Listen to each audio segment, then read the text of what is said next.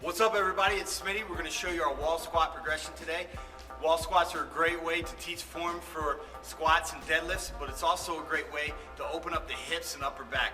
Brad's here. He's going to show you how we start our wall squats. We're going to show you the different levels we progress to as we move through the rotation. So he's going to start with his feet about a foot away from the wall, and this is just for a beginner who doesn't have the flexibility in their ankles, hips, or upper back. He's going to put his arms right at his chest. He's just going to perform wall squats against the wall. Now the key here is to teach that good movement pattern. He's going to arch his lower back, move his hips back slightly, and then just press his knees apart. That's the key. You don't want to just go straight down. We want to set our lower back, brace our core, and then move our hips back as we push our knees apart. Now, as he starts feeling better, starts opening those hips up, we're going to get closer to the wall. Great, so he's going to continue the movement.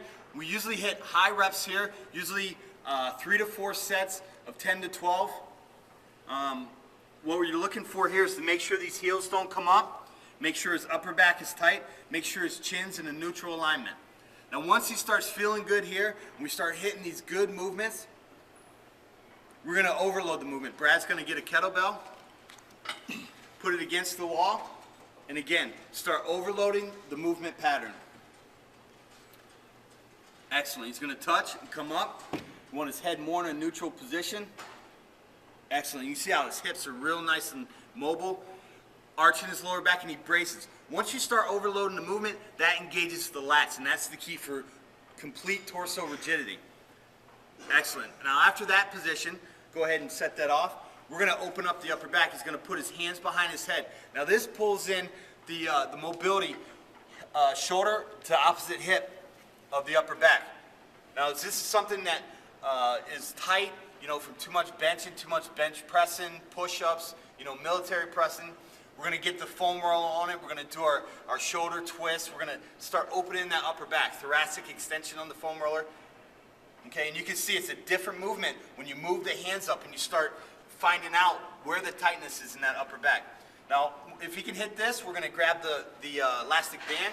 This is our next level, so we're going through, starting from novice, someone who's really tight, can't hit the squats, maybe coming up on their toes, to more advanced stuff. So now, we know his upper back's limber. We're going to put his hands even up higher and add a little bit of tension. He's going to stretch this band up and shrug up with his traps. Ideally, I want him, go ahead and come right up. I want to move those shoulders forward, more in line with the ears. We're going to put those biceps on the ears. Excellent, man. Brad is nice and limber here. Keep going, a couple more. We wanted to find out where the tension is in the upper back. Then we overstretch the arms to increase the requirement for mobility, and then we put it even more on tension with the band.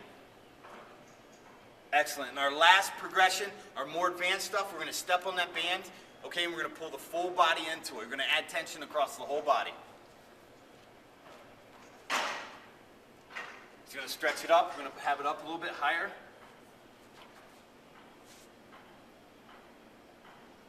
Excellent. Now this is really advanced movement. You want to make sure the shoulders are stable. He should be shrugging up the entire time.